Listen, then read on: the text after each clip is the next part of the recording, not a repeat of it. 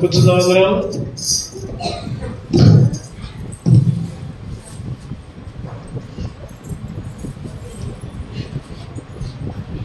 యేసుక్రీస్తు నామములో మరొకసారి తెలియజేసుకుంటున్నాం. రెండు మనం చదువుకున్న భాగాన్ని మరొకసారి చదువుకున్నాం. 2 వృత్తాంతాలు 29:30 2 వృత్తాంతాలు 29:30 చివరి వచనాన్ని అందరం కలిసి చదువుకుందాం. చివరి భాగాన్ని పేజీ నంబర్ 383. వారు సంతోషంతో స్తోత్రములు పాడి తల వంచి ఆరాధించిరి. వారు సంతోషంతో స్తోత్రములు పాడి తల వంచి ఆరాధించిరి. 1 కొరింథీయులకు రాసిన పత్రిక 11:25 నుంచి 31 దాకా అందరూ కలిసి చదువుకుందాం. కాబట్టి ప్రతి మనుషుడు తను పరీక్షించుకున్నాడు. అలాగ చేసి అరవటంతిని ఆ పాత్రను త్రాగలడు. ప్రభు శరీరమును వేచింపుగా తిని త్రాగువాడు తనకు శిక్షాలు కలుపుటకే తిని త్రాగుచున్నాడు. విధాన మీద అనేకులు బలహీనలు రోగులై ఉన్నారు. చాలా మంది నిద్రించున్నారు. అయితే మనల్ని మనమే విమర్శించుకునే తీర్పు పొందకపోదుము. మనము తీర్పు పొందిన లోకంతో పాటు మనకు శిక్షాలు కలుగునట్లు ప్రభు చేత శిక్షింపబడుచున్నాము. కళ్ళు మూసుకుందాం, ప్రార్థన చేసుకుందాం. దేవా నాతో మాట్లాడాయని దేవుని అడుగుదాం.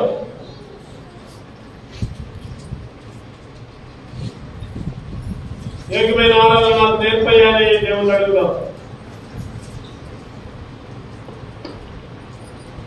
మోకరిద్దాం. మోకరించడానికి వీలు కలిగిన వాళ్ళు మోకరించండి.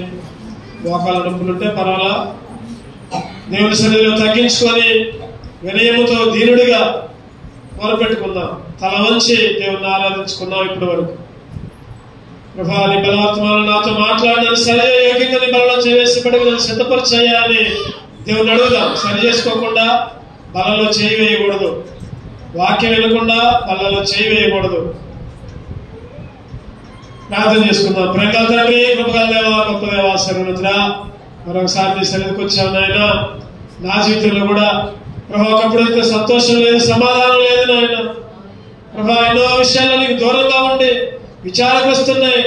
దుఃఖముతో, ఏడుపుతో, కన్నీటితో ప్రభా సంచరిస్తూ ఉంటుండగా ప్రభా నీవిచ్చిన రక్షణ బట్టి నాకు సంతోషాన్ని ఇచ్చావు ప్రభా. అంత మాత్రమే కాదు నాయన ప్రభా, నీ సన్నిధిని బట్టి, నీ ఆలయాన్ని బట్టి, నీ మందిరాన్ని బట్టి ప్రభా నాకు సంతోషాన్ని ఇచ్చావు నాయన ప్రభా. అంత మాత్రమే కాదు నాయన, నీ బలాన్ని బట్టి ఎన్నోసార్లు బలహీనుడిగా ఉంటే నన్ను బలపరిచావు నాయన ప్రభా. నీ బలాన్ని బట్టి సంతోషాన్ని ఇచ్చావు ప్రభా. నీ వాక్యము చేత నన్ను ఆదరించావు, నీ వాక్యము చేత నన్ను బ్రతికించావు.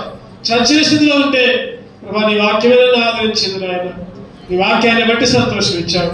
అది మాత్రమే కాదు నాయన, నశించి నరకానికి పోయే నన్ను, పాతాళానికి ప్రభా, పాతాళ గ్రంథంలో పేరు రాయబడిన నన్ను ప్రభా మార్చివేసి నీ పరలోకములో జీవగ్రంథంలో నా పేరు ప్రభా రచించావని, జీవగ్రంథంలో నా పేరు రాసావని ప్రభా సంతోషాన్ని ఇచ్చావు నాయన ప్రభా. ఎంత గొప్ప సంతోషం నాయన, చెప్పన సఖ్యములు మహిమాయుక్తమైన సంతోషాన్ని నాకు అనుగ్రహించినందుకై ఏమిచ్చి నిన్ను స్థుతించగలను నాయన.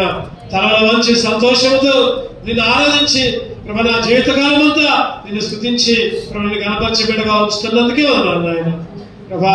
మమ్మల్ని మేము సరి చేసుకోవడానికి ప్రభా నీ బలంలో చేయవేయడానికి సిద్ధపడుతూ ఉండగా మీరేమాతో మాట్లాడుతురండి, మీ వాక్యాలతో మమ్మల్ని గుంచుతురండి ఆయన ప్రభా. నీ వాక్యాలతో మమ్మల్ని హెచ్చరింపు చేస్తారండి, బుద్ధి చెప్తారండి ఆయన.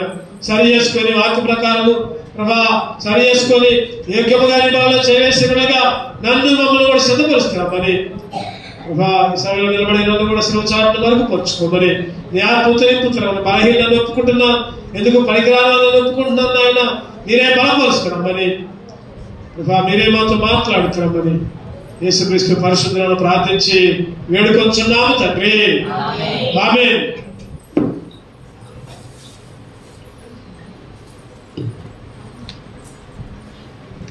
మరొకసారి ప్రభు యేసుక్రీస్తు నామములో అందరికి వందనాలు తెలియజేసుకుంటున్నాం. ఆరాధన చేసే మనం చెప్పండి, ఆరాధన అంశం ఏంటి? మన ఆరాధన అంశం ఏంటంటే మన సంతోషానికి కారణం ఏంటి? ఎందుకు కారణం? 500 ఆశీర్వాదాలు. ఒకటోది రక్షణ బట్టి అయ్యా, నువ్వు ఇచ్చిన రక్షణ బట్టి అయ్యా. తర్వాత నువ్వు ఇచ్చిన మందిరాన్ని బట్టి, నీ సన్నిధి బట్టి, తర్వాత నీ బలాన్ని బట్టి, తర్వాత ఇచ్చిన ధర్మశాస్త్రాన్ని బట్టి ప్రభా మా పేర్లు పరలోకంలో జీవగ్రంథంలో రాయడాన్ని బట్టి నేను సంతోషంతో ఆరాధిస్తున్నా. చాలా మంది ఆరాధన చేశారు. నిజంగా నేను మళ్ళీ చెబుతున్నా, ఆరాధన చేయడం చాలా కష్టం. ప్రార్థన చేయమంటే చేస్తాం, వాళ్ళ గురించి అయ్యా వాళ్ళకు మంచిగా ఉన్నట్టు చేయి, వీళ్ళకి మంచిగా ఉన్నట్టు చేయి, నాకు మంచిగా ఉన్నట్టు చేయి, నా కుటుంబానికి మంచిగా ఉన్నట్టు చేయి. దీన్ని ప్రార్థన అంటారు. చెప్పండి, దీన్ని ఏమంటారంటే ప్రార్థన అంటారు. మళ్ళీ ఒకసారి చెబుతున్నా వినండి. మరి ఆరాధన అంటే చెప్పబడిన వాక్యాన్ని విని, చెప్పిన వాక్యాన్ని విని వాక్య ప్రకారం ఆరాధించే వాళ్ళగా ఉండాలి మనం. అది నేర్చుకోవాలి మనం. ఇంకా కొంతమంది ఆరాధన చేయట్లా, ప్రార్థనలో చెప్తున్నారు. ఆరాధనప్పుడు ఆరాధన చేయాలి, ప్రార్థనప్పుడు ప్రార్థనే చేయాలి. దేవుడి కనుక 2 దూతలు ఇంతకుముందు చెప్పింది మళ్ళీ చెబుతాం. 2 దూతల్ని 2 గంపలు ఇచ్చి పూలకానికి పంపించిందంట దేవుడు. ఏమిచ్చి పంపించాడు? ఏమిచ్చి 2 గంపలు. ఒక గంపలేమో ఒక దూత చెప్పిందంట, ఏమని? ఒక దూత కిందకు పోయి లోకంలోకి పో, లోకంలో నన్ను ఎవరైతే అడుగుతున్నారో వాళ్ళ ప్రార్థనలన్నీ నీ గంపలో వేసుకొని రా అన్నాడంట. ఇంకో దూత చెప్పి, దూత ఎవరైతే నన్ను ఆరాధిస్తున్నారో వాళ్ళు ఏమేమి ఆరాధిస్తున్నారో నీ గంపలో వేసుకొని రా అన్నాడు. 2 దూతలు కిందకు వచ్చారు, మళ్ళీ పైకి పోయారు. ఆరాధన చేసే గంప మాత్రం హాయిగా గంపంతా ఊపుకుంటూ వస్తున్నాడు. ఆ దూత ఆరాధన చేసే గంప ఖాళీగా ఉంది. ఊపుకుంటూ ఎగరేసుకుంటా క్యాచ్ పట్టుకుంటా కిందకి పైకి ఊపుకుంటూ వస్తున్నాడు. ప్రార్థన చేసే గంప అయితే నిండిందండి, బాగా లాక్కుంటా ఈడ్చుకుంటా బాగా కావట్లా లాక్కుంటూ వస్తున్నాడు. ఎందుకు మాట చెప్తున్నానంటే, ప్రార్థన అంటే మనం దేవుడిని అడగటం. ఎప్పుడు అడిగే వాళ్ళగా ఉండకూడదు, ఎప్పుడు అడిగే వాళ్ళగా ఉండకూడదు. అందుకనే భక్తి గారు హెబ్రోను క్రమంలో దేవుణ్ణి స్తుతించాలని ఆరాధన క్రమం పెట్టాడు. అక్కడ మన హెబ్రోను మందిరాల్లో ఆరాధన ఉంటుంది. ఖచ్చితంగా ఒక అర్ధగంట ఆరాధన వ్యక్తిగతంగా. ఎవరైతే రక్షణ పొందారో, ఎవరైతే బాప్తిసం తీసుకున్నారో వాళ్ళు ఆరాధన చేయాలి. ప్రభువా ఏదైతే వాక్యం చెబుతామో దాన్ని బట్టి. ఈరోజు ఏం వాక్యం చెప్పుకుందాం? చెప్పండి. అయ్యా నాకు సంతోషాన్ని ఇచ్చావు. ఎందుకు ఇచ్చావు? ఎట్లా ఇచ్చావు? నువ్వు ఇచ్చిన రక్షణ బట్టి, నువ్వు ఇచ్చిన నీ సన్నిధిని బట్టి, నువ్వు ఇచ్చిన ఫలాన్ని బట్టి, నువ్వు ఇచ్చిన ధర్మశాస్త్రాన్ని బట్టి నా పేరు జీవగ్రంథంలో ఉందయ్యా, అందుకే నిన్ను ఆరాధిస్తున్నా. ఇది ఆరాధన. వాక్యాన్ని బట్టి ఆరాధించాలి. క్లుప్తంగా ఏదేదో పాత మాటలు మనకు వచ్చిన మాటలన్నీ చెప్పక్కర్లా, క్లుప్తంగా చెప్పబడిన లేఖన భాగాన్ని బట్టి ఆరాధించేవారుగా ఉండాలి. సరే, ఈసారి జాగ్రత్తగా ఆరాధించేవారు క్లుప్తంగా ఆరాధించండి. సరే, మన అంశానికి వద్దాం. ఈరోజు దేవుడు మనల్ని చెప్పండి ఏం చేశాడు? సంతోషంతో నింపాడు. నిజంగా సంతోషం. ఇంటి దగ్గర పోతే ఎన్ని బాధలు, ఎన్ని సమస్యలు. డబ్బులు లేవని, అప్పుల సమస్య అని, ఉద్యోగాలు లేవని, ఉద్యోగంలో జీతం సరిగా ఇవ్వట్లేదని, నేను అంత కష్టపడి చేస్తున్నా కూడా నాకు ఉద్యోగం సరైన డబ్బులు జీతం రావట్లేదని, సరైన పనికి తగిన జీతం ఇవ్వట్లేదని, లేదా మనకున్న అనారోగ్యాన్ని బట్టి ఇంటి దగ్గర పోతే ఎన్నో బాధలు, ఎన్నో కష్టాలు, పిల్లల గురించి, భర్త గురించి, భార్య గురించి, లేకపోతే తల్లిదండ్రుల గురించి, లేకపోతే అత్తమామల గురించి ఎన్నో బాధలు, ఎన్నో సమస్యలు. చెప్పండి, నిజంగా సంతోషం ఉందా అంటే నిజంగా సంతోషం లేదు. నిజంగా సంతోషం అయినప్పటికీ కూడా దేవుడిని మనం ఆరాధించాలి. ఎందుకంటే చెప్పుకున్నాం మనం, దేవుడు ఈ లోకపరంగా సంతోషాన్ని ఇవ్వడం కాదు, ఈ లోకపరంగా సంతోషాన్ని ఇవ్వడం కాదు. ఈ లోకపరంగా సంతోషాన్ని ఇస్తే అందరిని కూడా మనం పొగడవచ్చు, అందరిని కూడా మనం పొగడవచ్చు. కానీ దేవుడిచ్చిన సంతోషం ఎటువంటి సంతోషం అంటే ఆత్మీయ సంతోషం. చెప్పండి, ఎటువంటి సంతోషం అంటే ఆత్మీయ సంతోషం. ఈ ఆత్మీయ సంతోషాన్ని బట్టి మనం ఆరాధించే వాళ్ళగా ఉండాలి. ఆత్మీయ సంతోషాన్ని బట్టి అందుకని ఆరాధించాము. బలంలో చేసేటప్పుడు మనం ఏం చేయాలంటే మనల్ని మనం సరి చేసుకోవాలండి. ఇంకో బాగా చదువుకుందాం. 1 కొరింథీ 15:58. 1 కొరింథీయులకు రాసిన పత్రిక 15వ అధ్యాయం చదవండి. 58. కాగా నా ప్రియ సహోదరులారా, మీ ప్రయాసము ప్రభువునందు వ్యర్థము కాదని ఎరిగి తిరులను కదలని వారును ప్రభువు కార్యాభివృద్ధి యందు ఎప్పటికీ ఆసక్తులై ఉండుడి. చెప్పండి, ఏం చదువుకున్నాం మనం? ప్రభువునందు మీ ప్రయాసము ప్రభువునందు వ్యర్థము కాదని, మీ ప్రయాస ప్రభువునందు వ్యర్థము కాదని. ఈరోజు దేవుడు మనకిచ్చిన దాన్ని బట్టి ఇచ్చిన సంతోషంలో, దేవుడిచ్చిన సంతోషంలో దేవుని కొరకు ప్రయాసపడే వాళ్ళగా ఉండాలి. మనం ఎవరి కొరకు ప్రయాసపడే వాళ్ళగా ఉండాలి అంటే వాళ్ళు వదిలేయండి అంటే ఇద్దరే ఉండే.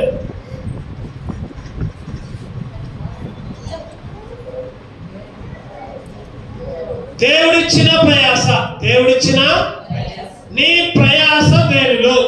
ఈరోజు మన అంశం ఏంటంటే దేవుడిచ్చిన సంతోషాన్ని బట్టి ఆరాధించాం, మంచిదే.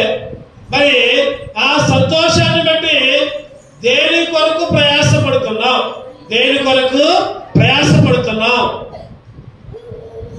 ఈరోజు క్లుప్తంగా కొన్ని విషయాలు మనం ధ్యానం చేద్దాం.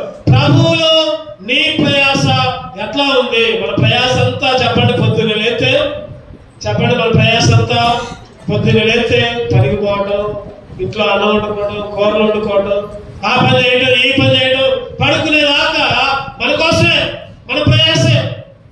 మన కోసం, లేకపోతే నా కోసం, నా పిల్లల కోసం, నా కుటుంబం కోసం. మంచిదే కాదంట్లా. అంతకంటే ముఖ్యంగా నీ ప్రయాస దేవుని కొరకు ఉండాలి, ప్రభువు కొరకు. ఎందుకంటే దేవుడు నీకు చెప్పన సత్యమును మహిమాయుక్తమైన సంతోషాన్ని నీకు అనుగ్రహించాడు. మరి అటువంటిప్పుడు నీ ప్రయాస నీ కొరకే కష్టపడు, నీ కుటుంబం కొరకే కష్టపడు, మంచిదే కాదంట్లా. ఒక రోజులో ఒక దశ భాగం చెప్పండి. దశ భాగం అంటే రోజుకి ఎన్ని గంటలు చెప్పాలి? రోజుకి ఎన్ని గంటలు? 24 గంటలు. ఒక 100 రూపాయలు ఇస్తే 10 రూపాయలు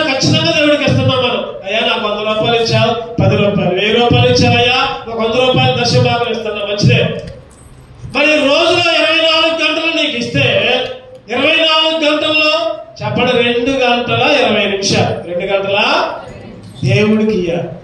మిగిలిన 11గా మిగిలిన 21 గంట 40 నిమిషాలు మనకే.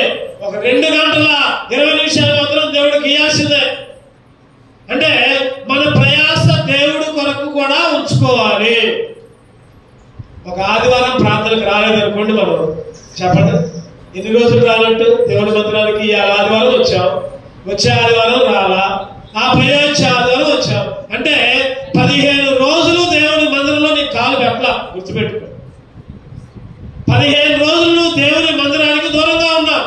అదే 2 ఆదివారాలు రాలేదనుకోండి, 21 రోజులు నువ్వు దేవుని మందిరానికి దూరంగా ఉన్నావు. ఇలా మనం చదువుకున్నాం, నీ దేవుని మందిరంలో నా కాలు మోపాలని దావీదు గారు ఆశతో ఎదురు చూస్తున్నాడు. ఎప్పుడెప్పుడు దేవుని మందిరంలోకి పోతామా, ఎప్పుడెప్పుడు దేవుని మందిరంలో కాలు పెడదామా. ఈరోజు మనం ఒకటి నేర్చుకోవాలి, నామకార్థపు క్రైస్తవులుగా ఉండొద్దు. నామకార్థపు క్రైస్తవులుగా ఉండొద్దు. వాళ్ళు నెలలో ఫస్ట్ ఆదివారం పల్లా ఎత్తారు, చర్చి నిండిపోతాయి. మనకు అట్లా కాదు ఉండేది. ప్రతి ఆదివారం దేవుని మందిరంలో గడవాల్సిందే, దేవుని మందిరంలో కాలు పెట్టాల్సిందే. అప్పుడే దేవుని మనం పొందుకుంటాం. గుర్తుపెట్టుకోండి, ఏదైనా అత్యవసరమైనప్పుడు, బాగా అవసరమైనప్పుడు తప్పదు, పర్వాలా. ఏదైనా ఊరికి పోతే ఊరికి పోయిన దగ్గర దేవుని మందిరంలో గడపాలి. అది నేర్చుకోవాలి మనం. పొరపాటున ఎక్కడికైనా ఊరికి వెళ్ళాలనుకున్నాం ఒక ఆదివారం, వెంటనే అక్కడ దగ్గరలో ఏదైతే మందిరం ఉందో ఆ మందిరానికి వెళ్ళాలి. ఎందుకంటే ఆయన వాక్యమే మనల్ని బ్రతికించింది. ఈరోజు శరీరానికి ఆహారం కావాలంటే 3 పూటలు తింటున్నావా లేదా చెప్పండి. పొద్దున్నే టిఫిన్, మధ్యాహ్నం భోజనం, సాయంత్రం భోజనం, మళ్ళీ మధ్య మధ్యలో బిస్కెట్లని, లేకపోతే ఇంకా బజ్జీలని, లేకపోతే ఇంకేయో. శరీరానికి బలం. మరి ఆత్మకి బలం కావాలంటే దేవుని వాక్యాలు చదువుకోవాలి, ప్రార్థన చేసుకోవాలి. ఇటువంటి కూడికల్లో బుధవారాలు బైబిల్ స్టడీలు ఉంటాయి, శనివారాలు సంఘ ప్రార్థనలు ఉంటాయి, ఆదివారం ఆరాధనలు విడిచిపెట్టదు. ఈరోజు అందుకనే ఇక్కడ చదువుకున్నాం, ప్రభువునందు మీ ప్రయాస వ్యర్థము కాదు. నువ్వు దేవుని కొరకు నువ్వు ఎంత ప్రయాసపడ్డా, నువ్వు దేవుని మందిరంలో, ముఖ్యంగా అవస్థలు గుర్తుపెట్టుకోండి, దేవుని మందిరంలో మైకులు పెట్టినా, సాపలు వేసినా, లేదా శుభ్రం చేసినా నీ ప్రయాస దేవుడు వ్యర్థం చేయడు. చేస్తారా? నువ్వు కష్టపడడానికి దేవుడు ఏమాత్రం కూడా వ్యర్థం చేయడు. దేవుని మందిరంలో పనులు చేయాలి అని ఉరుకులు పెట్టాలి. అందుకని నేను యవనస్తులకు నేను చెప్తా ఉంటాను, పోగంట ముందు రావాలి మందిరంలో. ఏమైతే పనులు ఉంటాయో, సేవకులు ఏదో పని చేస్తారో ఆ పని చేయాలి. మీ ప్రయాస, మీరు చేసే పని దేవుళ్ళు వ్యర్థం ఏమాత్రం కూడా కాదు. అసలు దేని కొరకు ప్రయాస క్లుప్తంగా కొన్ని విషయాలు మనం ధ్యానం చేసుకుని బలంలో చేయగలుగుతాం. రండి నెహెమ్యా గ్రంథం 4వ అధ్యాయం 21వ వచనం క్లుప్తంగా కొన్ని చూసుకుందాం. నెహెమ్యా 4:21. ఆ ప్రకారము మేము పని యందు ప్రయాసపడితే సగం మంది ఉదయం మొదలుకొని నక్షత్రములు అగుపడి వరకు ఈటలు పట్టుకుని చాలు. ఆ ప్రకారం మేము పని యందు ప్రయాస. పనిలో ఏ పని అనేది మన పని కాదు. నారేయటము, లేకపోతే కరువు పనులు, లేకపోతే ఇంకా బియ్యం తెచ్చుకోవడం, అవి కాదు పనులు. ఆ పనులు వేరే, అవి మనకుంటాయి. కానీ దేవుని పని యందు ఏం చేశారంటే వాళ్ళు ప్రయాస. ఈరోజు మన తలంపు ఏంటంటే, మన అంశం ఏంటంటే, నీ ప్రయాస దేని కొరకు పడుతున్నావు. నువ్వు ఈ లోకంలో దేని కొరకు ప్రయాస పడుతున్నావు. ఒక ఆయన అడిగితే అంటున్నాడు కదా, ఆయన నేను చచ్చిపోయే లోపల ఒక ఇల్లు కట్టాలంటున్నాడు. ఏమన్నాడు చెప్పండి? నేను చచ్చిపోయే లోపల మంచి డబుల్ బెడ్రూమ్ కట్టి చచ్చిపోతే చాలా. ఇంకొక ఆయన అడిగితే అంటున్నాడు కదా, అయ్యా నేను చచ్చిపోయినప్పుడు నా పిల్లగాల పెళ్లి చేస్తే చాలయ్యా అంటున్నాడు. అంటే వాళ్ళు అనుకుంటున్నారు కదా, ఇక నా పిల్లగాల పెళ్లి చేస్తే నా పని అయిపోయిందిలే, ఇల్లు కట్టుకుంటే నా పని అయిపోయిందిలే. అయ్యి లోకం కాదు. ఈరోజు బైబిల్ గ్రంథంలో చూస్తే, ఆత్మీయంగా ఆలోచిస్తే, మనం దేవుని పని యందు ప్రయాసపడాలి. దేవుని పని చేసేటప్పుడు అవమానాలు ఎదురవుతాయి, ఇబ్బందులు ఎదురవుతాయి, కష్టాలు ఎదురవుతాయి. ఇక్కడ కూడా ఒక వచనం చూద్దామండి. ఇక్కడ కూడా అక్కడంట ఎన్నో వచ్చినంటే గేలి చేశారంట. నెహెమియా 4:3 3 మరియు అమ్మోనీయుడైన టోబియా అతని వద్దన ఉండి వారు కట్టిన దానిపైకి ఒక నక్క ఎగిరినట్టయినా వారి రాతి కూడా పడిపోవునను. వీళ్ళేమో కష్టపడి గోడ కడుతున్నారు. నెహెమియా ఇశ్రాయేలు కష్టపడి గోడలు కడుతుంటే ఆ టోబియా అనేవాడు వచ్చి ఏమంటుందంటే గేలి చేస్తున్నాడు. ఓ మీరు కట్టిన గోడ మీద ఒక నక్క వస్తే ఒక నక్క ఎగిరితే ఆ గోడ పడిపోద్ది. ఆ గోడ అంతా ఏమైందంట చూడండి. వీళ్ళు కష్టపడి గోడ కడుతుంటే పైనుండి వాళ్ళు ఒక పని చేయకపోగా ఏమంటున్నారు, ఒక నక్కొస్తే ఒక కుక్కొస్తే లేకపోతే అదొస్తే ఇదొస్తే మీ గోడ పడిపోద్ది. గేలి చేస్తున్నారు. ఈరోజు మనం కూడా దేవుని పని చేసినప్పుడు గేలి చేసే వాళ్ళు చాలా మంది ఉంటారు, అవమానపరిచే వాళ్ళు చాలా మంది ఉంటారు, ఎక్కిరించే వాళ్ళు చాలా మంది ఉంటారు. అవన్నీ పక్కన పెట్టుకోవాలి. అవన్నీ వాళ్ళు గేలి చేస్తున్నారే, వాళ్ళు నవ్వుతున్నారే, వాళ్ళు అంటున్నారే. వాళ్ళ కోసం కాదు మనం బతికేది. లోకులంట చెప్పండి, కాకులు. లోకులంట ఏది పెడితే అది అర్థమే అవుతుంది. అవన్నీ మనం పట్టించుకోకూడదు. వాళ్ళు ఏదైనా ఉంటారు, వాళ్ళ సంగతి వాళ్ళు చూసుకోరు. గురి గింజ సామెత. వాళ్ళ సంగతి వాళ్ళు చూసుకోరు. అదేమో కింద నల్లగా ఉంటుంది, పైన ఎర్రగా ఉంటుంది అంటది కదా. దాంతో ఎరిపి ఊరు లేదు అంటది.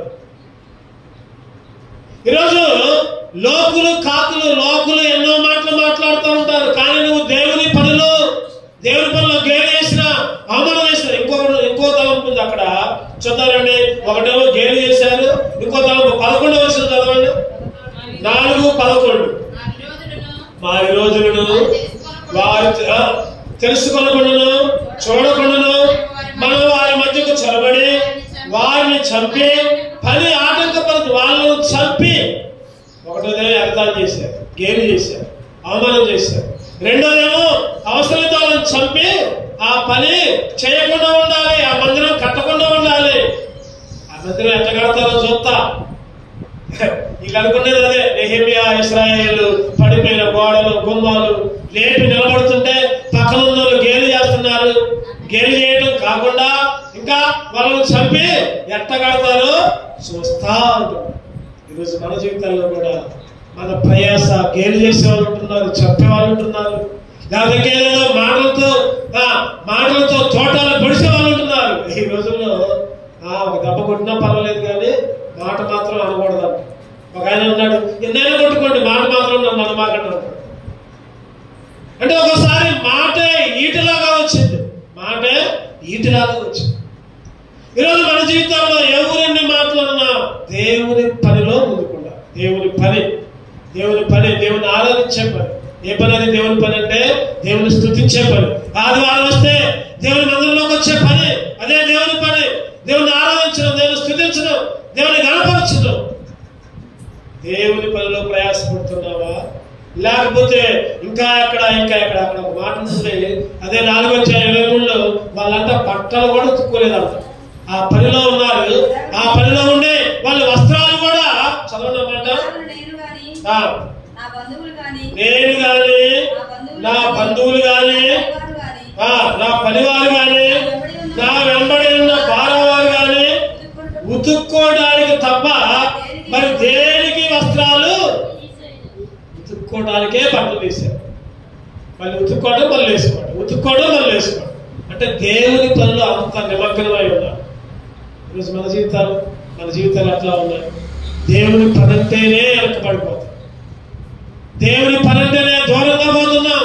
నాకెందుకులే, వాళ్ళు చూసుకుంటారులే, వీళ్ళు చూసుకుంటారులే. ఈరోజు దేవుని పనిలో ఒకటోది దేంట్లో ప్రయాసం ఉండాలంటే చెప్పండి, దేవుని పనిలో ప్రయాసం. రెండో చూద్దామండి. మొదటి దినవృత్తాంతాలు 22:14. మొదటి దినవృత్తాంతాలు 22:14. ఇదిగో నేను నా కష్ట స్థితిలోనే ప్రయాసపడి యెహోవా మందిరము కొరకు 2 లక్షల మనుగుల బంగారము, 10 కోట్ల మనుగుల వెండి, తూచ సఖ్యము కానంత విస్తారమైన ఇత్తడి, ఇనుము సమకూర్చి ఉన్నాను. రాళ్ళను కూర్చించుకుని చూడండి. దేవుని పనిలో ప్రయాస.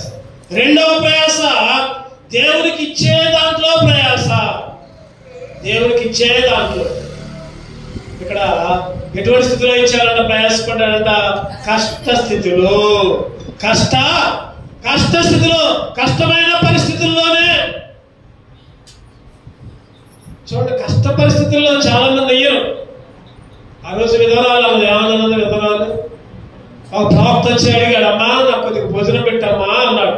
ఏమన్నా విధవరాలు, అయ్యా ఏమి లేవయ్యా, నా దగ్గర నూనె లేదు, పిండి లేదు, కొద్దిగా ఉంది, ఇది తిని మేము చస్తామయ్యా అంటే ఆయన అన్నాడు, అమ్మా పెట్టమ్మా అంటే వెంటనే అయ్యా మేము చచ్చినా పర్వాలేదు అని అప్పం చేసింది, ఇచ్చింది. ఏం జరిగింది చెప్పండి? ఆ విధవరాలు తినకుండా అప్పం చేసి అయ్యా మేము కూడా కొద్దిగా తింటాం అలా, మేము కూడా కొద్దిగా తింటాం, అదే మనమే తినేవాళ్ళమే, కానీ నువ్వు అక్కడేనా, మేము కూడా ఉన్నాగా, నేను నా కొడుకు కొద్దిగా తిని నీ కొద్దిగా పెడతాను అనలా. ఇదేముంది అనలా. ఆ విధవరాలు మొత్తం దేవుడికి ఇచ్చింది, దేవుని సేవకుడికి ఇచ్చింది. ఈరోజు నేను అంటాను, నిజంగా ఒక మాట ఆలోచిస్తే డబ్బులున్న వాళ్ళు దేవుని మందిరానికి డబ్బులు ఇయ్యరు, దశభాగాలు ఇయ్యరు.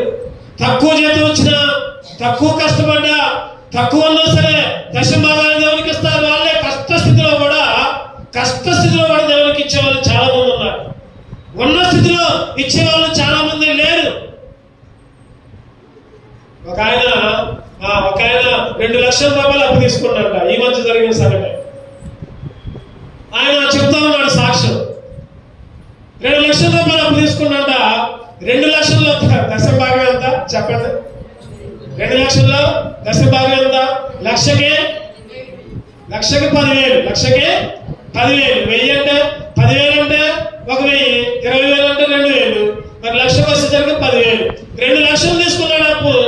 ఆ 2 లక్షల్లో దశభాగం 20,000 తెచ్చి దేవుని మందిరంలో దేవుని సేవకుడు చెప్పి కాలుకి పెట్టిలో వేశారంట. సేవకుడు అన్నాడంట, అయ్యా అదే పదయ్యా, ఎందుకయ్యా? అయ్యా నువ్వే అప్పు తెచ్చుకున్నావు కదా, నువ్వే అప్పు తెచ్చుకొని మళ్ళీ ఆ అప్పులో మళ్ళీ కాలు కిందకయ్యా అంటే ఆ వ్యక్తి అన్నాడంట, అయ్యగారు నేను అప్పు తెచ్చుకున్నా, ఈ అప్పులో కూడా దేవునికి దశభాగం ఇస్తే ఈ అప్పు తొందరగా తీరుతాయా. ఎట్లా అంట? తొందరగా. ఒకవేళ ఈ అప్పులో కూడా దేవునికి ఇకపోతే ఈ అప్పు తీరదు, అప్పులో అందరూ నా మీద వస్తారు. నిజంగా ఆయన మాట చెబుతుంటే నాకు ఆశ్చర్యం అనిపించింది. అరే ఎట్ట కూడా ఉంటారా? అరే మనకు ఉన్న దాంట్లోనే మనం ఇలాగే, ఒక్కోసారి ఉన్న దాంట్లోనే ఇలాగే.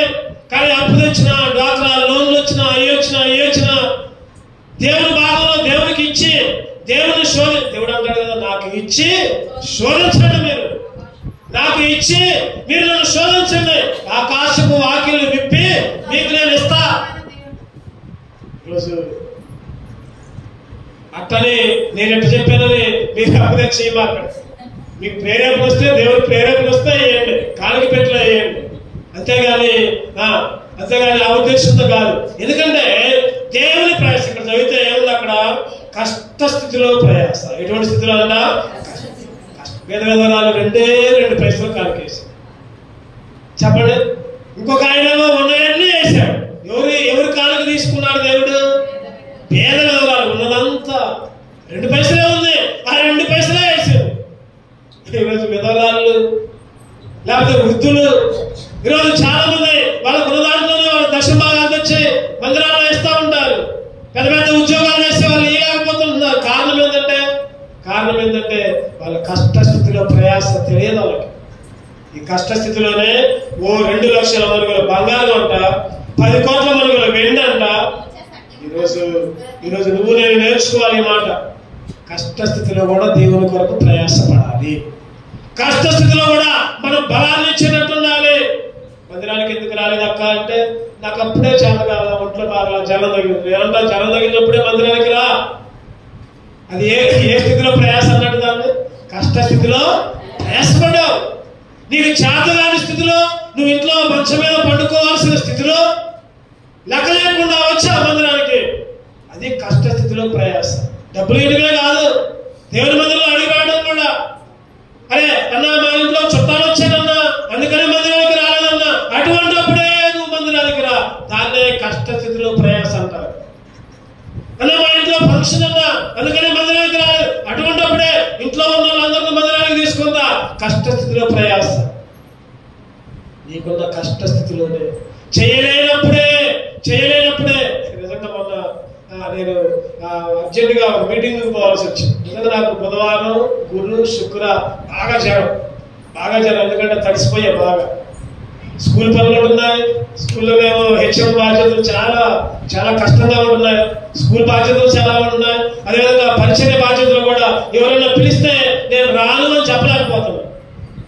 వెళ్ళాల్సి వచ్చింది వర్షంలో. ఇక్కడేమో వర్షం లేదు, బైక్ వేసుకుని పోయా ముండ్లపాడు దగ్గర పోయేసరికి బైక్ మీద నందిగామ నుంచి బస్ ఎక్కిపోదామని నందిగామలో బైక్ పెట్టాను. ముండ్లపాడు నుంచి ఒకటే వర్షం, ఫుల్గా తడిసిపోయా. అయినా కానీ వెళ్ళిపోయా. మీటింగ్ జరిగింది, ఎంత అయిపోయింది, అంత జరిపోయింది. లాస్ట్ లో మంచి భోజనం తెచ్చి పెట్టారు, నేనన్నా భోజనం చేసే పరిస్థితిలో లేదు. నిజంగా నేను మంగళవారం నుంచి ఇప్పుడు దాకా అన్నం తినలా. చెప్తే నమ్మలేము. మంగళవారం నుంచి ఇప్పుడు దాకా అన్నం తినలా, రొట్టెలు అవి చేసుకునే తింటున్నా. కారణం ఏంటంటే నాకు ఇచ్చిన ఆరోగ్యాన్ని బట్టి లెక్క చేయట్లా. దేవుడే చూసుకుంటానులే. కష్టస్థితిలో కూడా మన ప్రయాస చెప్పండి వ్యర్థము కాదు. అరే ఒక మాట ఇచ్చామంటే వెళ్ళాల్సిందే మీటింగ్కి. వర్షం వచ్చినా లేకపోతే ఇంకేదొచ్చినా ప్రార్థన అంటే ప్రార్థన చేయాల్సిందే. ఇవి మనం నేర్చుకోవాలి. దేవుడు ఈ ప్రయాసనే ఏం చేయడు, వ్యర్థము కానీ మన ప్రయాస దేవుడు వ్యర్థం కానీ.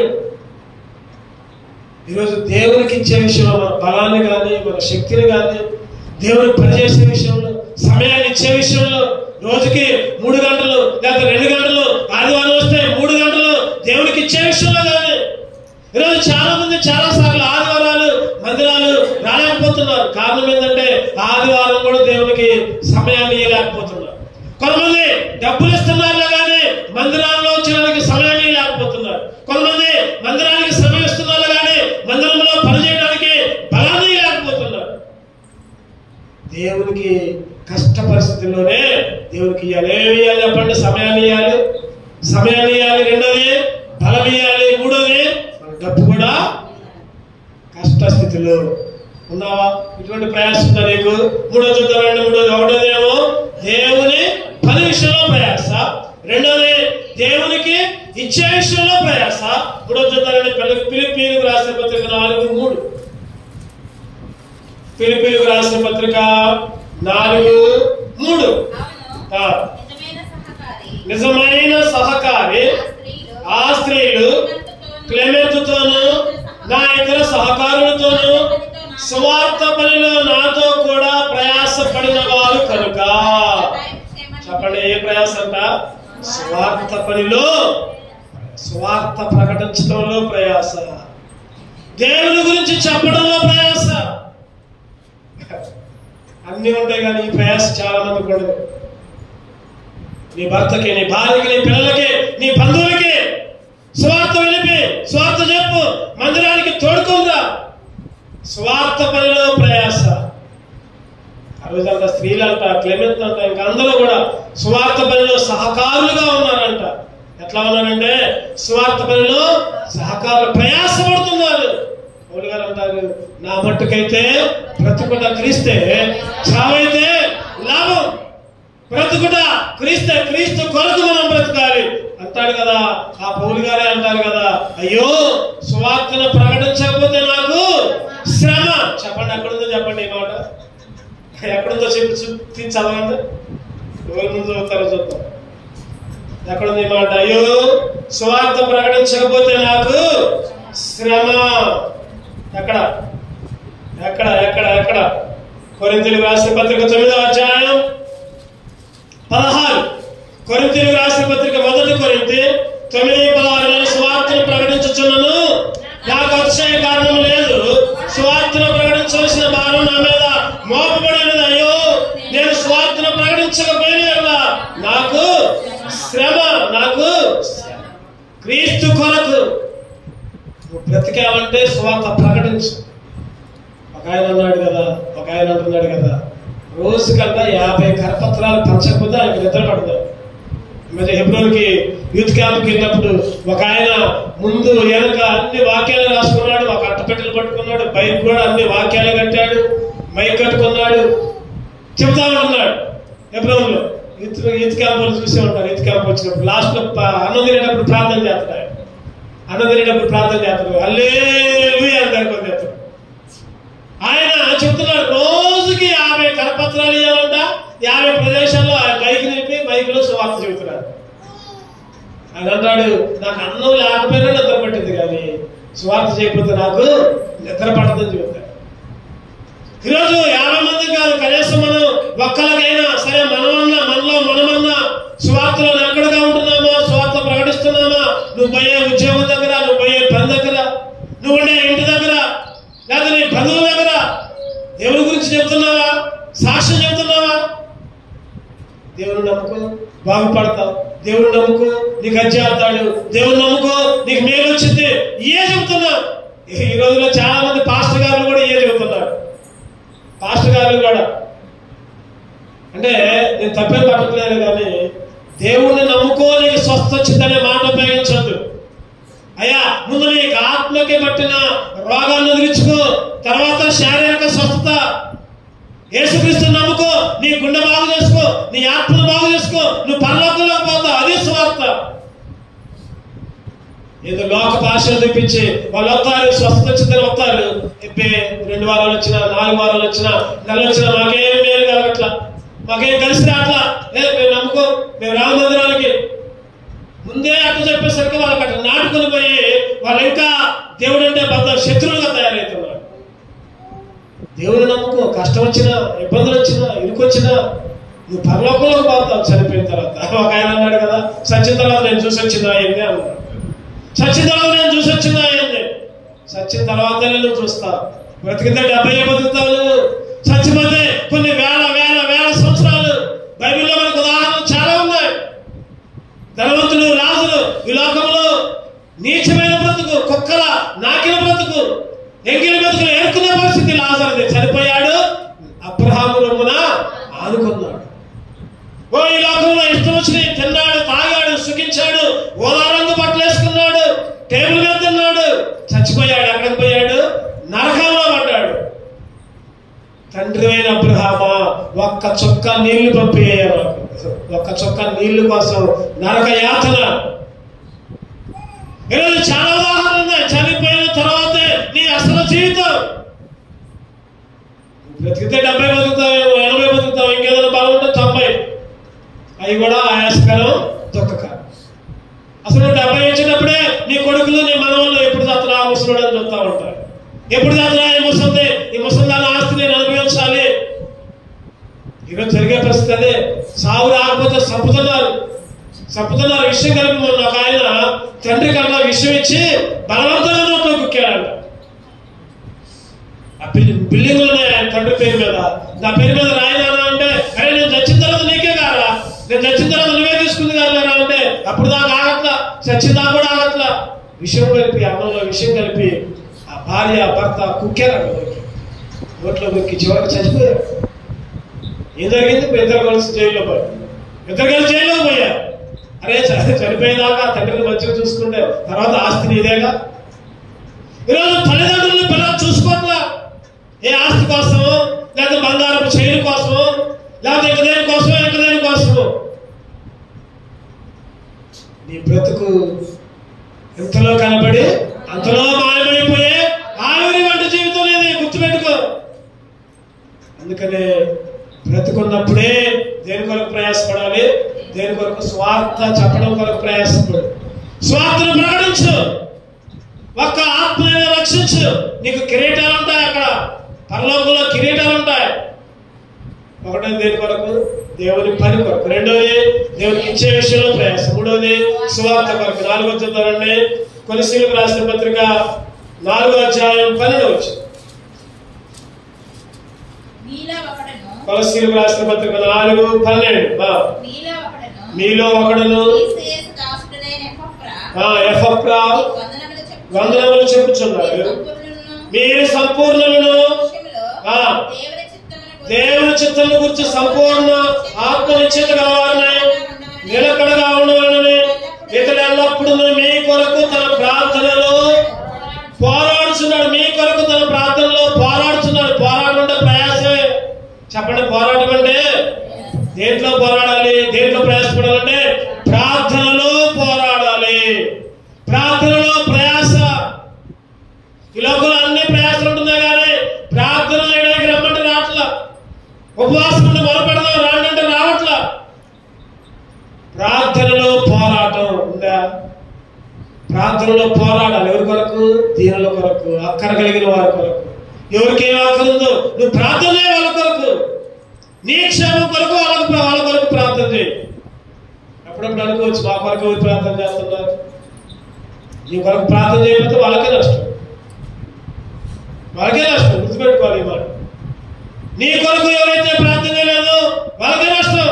అందుకనే మన క్షేమం కొరకంట వాళ్ళ కొరకు ప్రార్థన చేయాలంట. భూలోకంలో ఉన్న అధిపతులకి, రక్షణ రాజకీయ నాయకుల కొరకు, మంత్రుల కొరకు, ముఖ్యమంత్రుల కొరకు, ప్రధానమంత్రి కొరకు, దేశ అధినేతల కొరకు. ఎక్కడుంది ఈ మాట? చెప్తారు ఎవరన్నా? నాకు గుర్తు లేక అడుగుతున్నా, మీరన్నా ఎవరన్నా చెబుతారేమో. అక్కడ నుంచి తిమోతి 2వ అధ్యాయం 1 తిమోతి 2వ అధ్యాయం 2వ వచనం 1వ వచనం. మనం సంపూర్ణ భక్తియు మాన్యత కలిగి నెమ్మదిగాను సుఖముగాను బ్రతుకు నిమిత్తము అన్నిటికంటే ముఖ్యంగా మనుషులందరి కొరకు, రాజుల కొరకు, అధికారుల కొరకు విజ్ఞాపన, ప్రార్థన, యాచనలు, కృతజ్ఞతాస్తుతులు చేయవలనని హెచ్చరిస్తున్నా. అందరి కొరకు, మనుషులందరి కొరకు ప్రయాసపడాలి. ఏం చేయాలి? పోరాడాలి. పౌలు గారు అదే ప్రయాస అంట. ఎఫెసీ 4:27 చదవండి. ఎఫెసీ ముగించుకుందాం.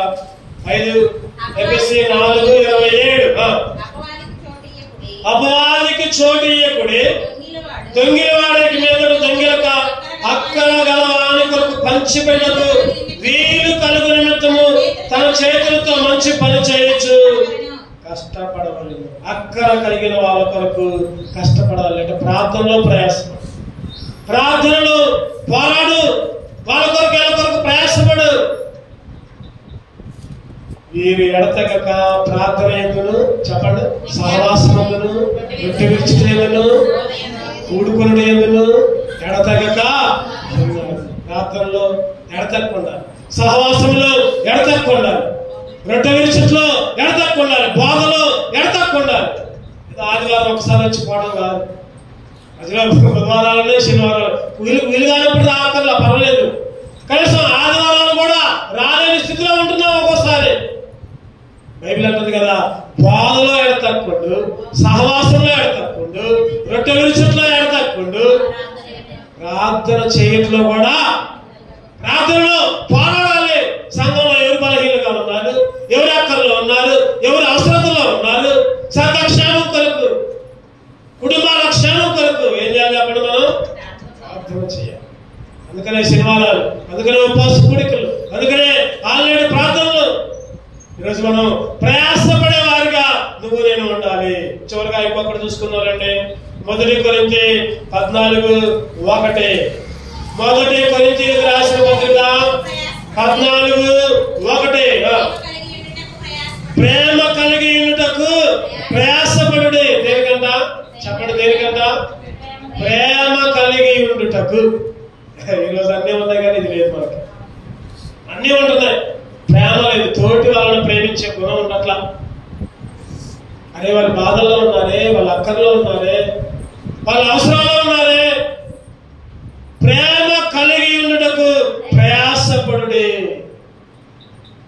చెప్పండి, 5 అంతలో ప్రయాసపడాలి. 1 దేవుని పనిలో, 2 దేవునికి ఇచ్చే విషయంలో ప్రయాసం, 3 స్వార్థ పనులు, దేవుని గురించి చెప్పే పనులు, 4 ప్రార్థనలో ప్రయాస, 5 ప్రేమ కలిగి ఉన్నట్లు ప్రయాస. ప్రేమ కలిగి ఉండు. నీ పక్వాలను ప్రేమించు, నీ సేవకులను ప్రేమించు, నీ తోటి విశ్వాసిని ప్రేమించు, నీ సంఘాన్ని ప్రేమించు, నీ అన్నదమ్ములను ప్రేమించు, నీ అక్క చెల్లెలను ప్రేమించు. ప్రేమ లేకపోతే నువ్వు ఎన్ని పనులు చేసినా కూడా వ్యర్థం, వ్యర్థం, వ్యర్థం. నువ్వెంత దాన ధర్మాలు చేసినా, నువ్వెంత సంపాదించినా, లేదా నువ్వు ఎక్కడికో పోయి మునిగినా, లేదా నువ్వు ఏ చేసినా ప్రేమ లేకపోతే వ్యర్థమని 13వ అధ్యాయం 1 కొరింథీలో చెప్తా ఉంటుంది. నువ్వెన్ని కలిగి ఉన్నా కొంతమందికి కడుపులోనే కుళ్ళు ఉంటుంది, కడుపులోనే కుళ్ళు ఉంటుంది, బయటపడదు. ఎప్పుడన్నా అవకాశం వచ్చింది అప్పుడు బయటపడదు. అసూయ, ద్వేషం, ఈర్ష్య రగిలిపోతూ ఉంటారు. కొంతమంది పక్కన మంచిగా ఉన్నా కూడా అవ్వలేరు, పక్కన మంచిగా ఉన్నా కూడా కుళ్ళిపోతూ ఉంటారు కొంతమంది. నేను ఎట్టాకు పాడైపోయా, వాళ్ళు కూడా పాడు కావాలి. ఈరోజు ఇటువంటి ఆలోచనలు, తలపులు, అసూయ, ద్వేషం, ఈర్ష్య, కుళ్ళు ఇంకా మనసులో ఉంటాయి. తీసివే. ప్రేమించు, నీ పక్కన వాళ్ళని ప్రేమించు, నీ సంఘాన్ని ప్రేమించు, నీ తోటి విశ్వాసాన్ని ప్రేమించు. అందుకనే తిమోతి రాసుకుంటూ పౌలు గారు 6వ అధ్యాయం 11వ వచనం ముగించుకుందాం. మన దగ్గర దైవజనుడా, నీవైతే వీటిని విసర్జించి నీతిని, భక్తిని, విశ్వాసమును, ప్రేమను, ఓర్పును, సాత్వికమును సంపాదించుకోవడానికి ప్రయాసపడు. దైవజనుడా, దేవుని బిడ్డ, విశ్వాసి. దైవజనుడు అంటే సేవకుడే కాదు, విశ్వాసి కూడా. అక్కడ దేవుని బిడ్డ, ఓ రక్షణ పొందిన, బాప్తిసం తీసుకున్న ప్రతి ఒక్కళ్ళు ఎన్ని విసర్జించాలి? లోకాన్ని, లోకాశను విసర్జించి చెప్పండి నీతిని. ఎవరు నీతి గురించి చెప్పండి. ఇంతకుముందు చెప్పాను నేను. ఈ వచనం చెప్పినప్పుడు నేను అడుగుతా, చెప్పాలి నీతి అంటే ఎవరు గుర్తు రావాలి? నోవాహు. రాసుకోమన్నా అక్కడ ఆ పేజీలో కింద తెల్లగానే ఉంది, అక్కడ రాసుకోండి. నీతి అంటే నోవాహు, భక్తి అంటే దానియేలు. మీరు అందుకని ఆ పేజీలో రాసుకోండి కింద. భక్తి అంటే దానియేలు. 3వది విశ్వాసం అంటే అబ్రహాం. 4వది ప్రేమ అంటే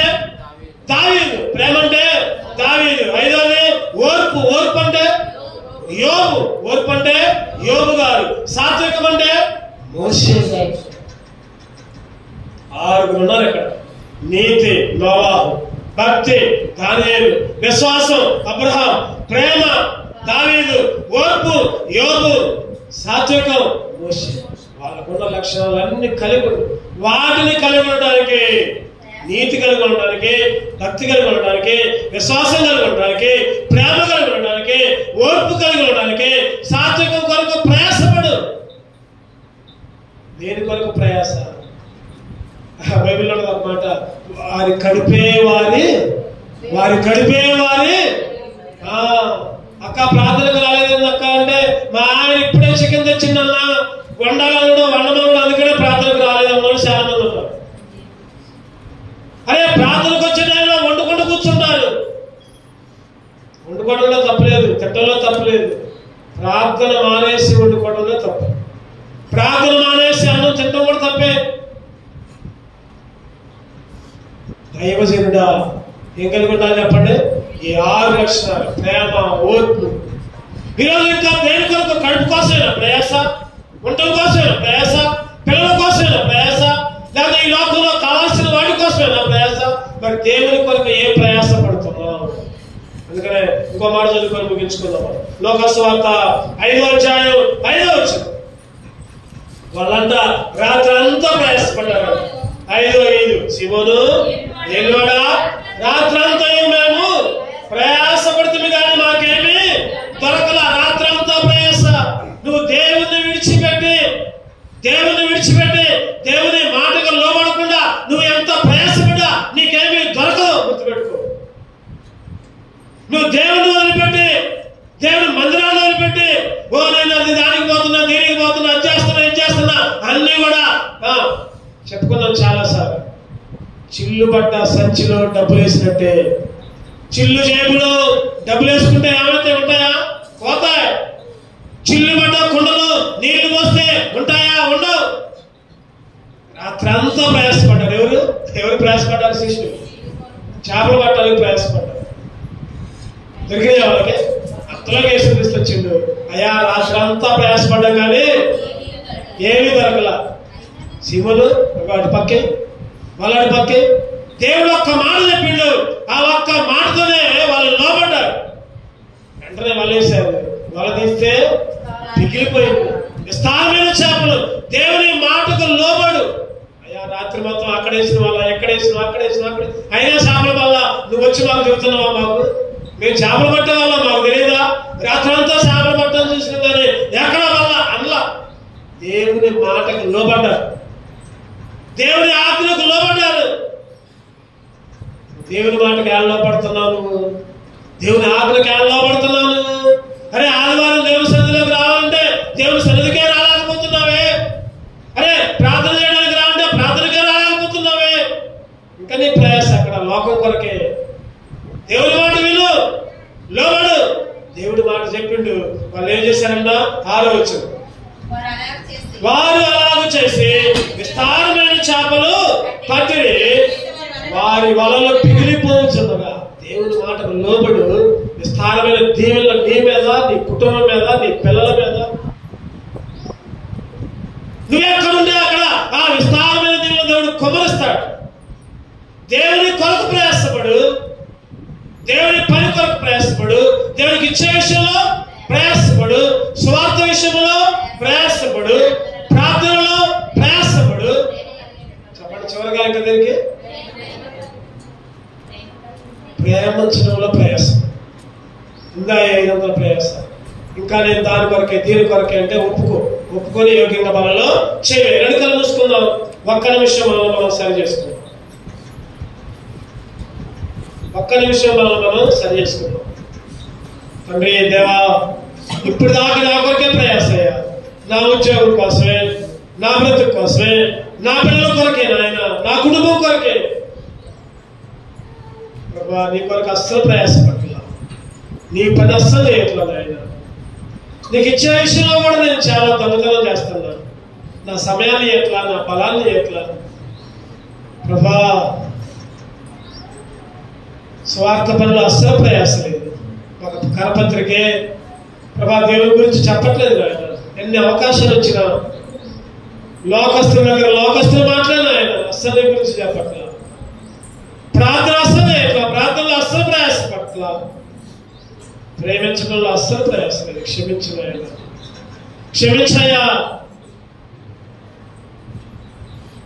సరి చేసుకో, పశ్చాత్తపడి యోగ్యంగా బలంలో చేయవే.